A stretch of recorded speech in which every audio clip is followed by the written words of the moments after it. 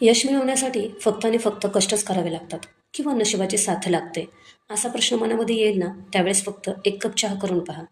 तुम्हाला उत्तर मिळून जाईल. मनसोक्त यश मिळवण्यासाठी म्हणजेच उत्तम चहा बनवण्यासाठी 5 मुख्य घटक लागतात. एक, अधिष्ठान. तर तो प्लॅटफॉर्म म्हणजे आपलं हेल्दी शरीर आणि सोबतच जिथे आपण चहा बनवणार आहोत असे स्वयंपाकघर.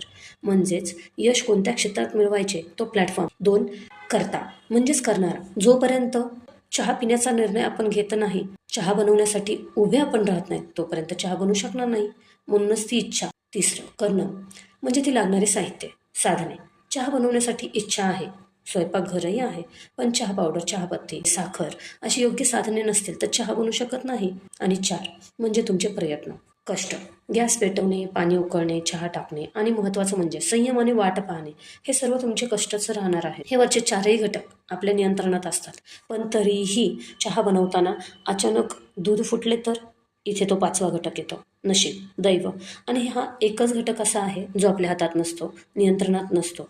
म्हणजे काय, आपण अनेकदा फक्त आणि फक्त नशिबाच्या भरवशावर बसतो आणि तयारी करणारे पहिले 4 घटक करायला विसरतो.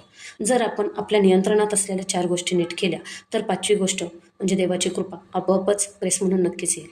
चहा करताना छान आलं कुटून घातलं तर दैवाच्या साथीने दूध न फुटता मस्त आल्याचा चहा करून पिता नक्कीच येईल.